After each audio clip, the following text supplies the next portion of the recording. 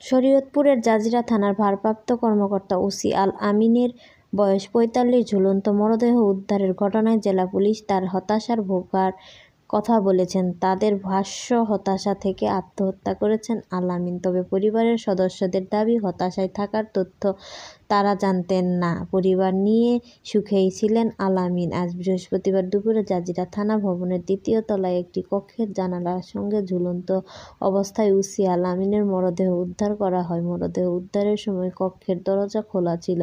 সন্ধ্যায় সিআইডি পুলিশের অপরাধ বিশ্লেষণ বিভাগে একটি দল মরদেহটি উদ্ধার করে। সন্ধ্যা ৭টার দিকে আল আমিনের মরদেহ মেডিকেল কলেজ হাসপাতালে নিয়ে গেছেন পুলিশ।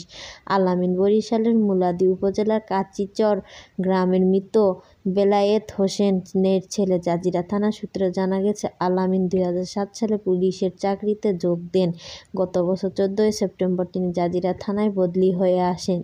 এরপর থেকে থানা ক্যাম্পাসের ৪তলা ভবনের ২য় তলার একটি কক্ষে থাকতেন। আজ সকালে তিনি তার থানার কার্যালয় না থেকে এই ওসির এক কনস্টেবল বেলা ১১টার দিকে তাকে ফোন করে কিছু জরুরি নথিতে স্বাক্ষর দেওয়ার কথা বলেন। তখন ফোন ধরে ওসি আল আমিনের পরে স্বাক্ষর করবেন বলে এই পুলিশ সদস্যকে জানিয়ে ফোন রেখে দেন। এর ২ ঘণ্টা পর তিনি তার কার্যালয়ে না আসা থাকার পরিদর্শক তদন্ত আব্দুস সালাম ২য় তলায় ওসির কক্ষে যান। তখন কক্ষের দরজা ধাক্কা দিয়ে ভেতরে প্রবেশ করে জানালার গ্রিলের সঙ্গে ওসির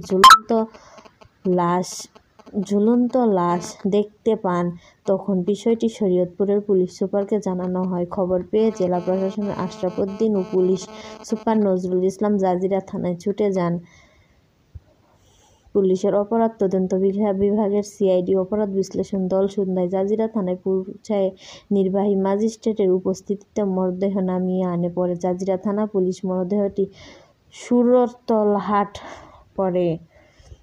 ওসি আল আমিনের জাজিরা থানা চাকরি করলেও তার স্ত্রী ও সন্তান ঢাকায় থাকতেন। ১২ বছর বয়সী তার ২ মেয়ে ঢাকায় ভিকারুননিসা নুন স্কুলে লেখাপড়া করে। খবর পেয়ে বিকেল ৫টার দিকে আল আমিনের স্ত্রী শরীফুন্নেসা ২ সন্তানকে নিয়ে জাজিরায় আসেন। ওসির মৃত্যুর খবর পাওয়ার পর জাজিরা থানার সর্বসাধারণ ও গণমাধ্যম কর্মীদের প্রবেশ বন্ধ করে দেওয়া হয়। বিকেল ৫:৩০টার দিকে গণমাধ্যম কর্মীদের সঙ্গে কথা বলেন অতিরিক্ত পুলিশ সুপার শেখ শরীফ জজ্জামান।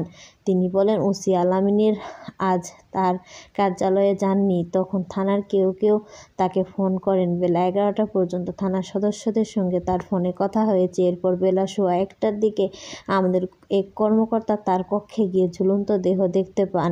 তখন কক্ষের দরজা খোলা ছিল। আমরা জেনেছি আল আমিন কোনো একটি বিষয় নিয়ে হতাশে ভুগছিলেন। তিনি থানা ভবনে যে কক্ষে থাকতেন সেই কক্ষে আমার কিছু ওষুধ পেয়েছি, যা হতাশা কাটানোর জন্য খাওয়া হয়। তিনি আত্মহত্যা করেছেন বলে আমরা প্রাথমিকভাবে ধরে নিয়েছি। বেলা ১১টা থেকে বেলা ১টার মধ্যে যে কোনো সময়ের তার মৃত্যু হয়েছে। তবে আল আমিনের কোনো হতাশা কথা জানেন না স্বজনরা। আজ আল আমিনের ভাইরা, স্ত্রী ও বড় বোনের স্বামী আব্দুর বাবুল প্রথম আলোকে বলেন, আমরা এসে আল আমিনের দেহ ঝুলে থাকতে দেখেছি। প্রথমে পুলিশ আমাদের তার কাছে যেতে দেয়নি। পরে দেখি ঘরের জানালার সঙ্গে গামছা পেঁচানো অবস্থায় আল আমিনের দেহ ঝুলছে।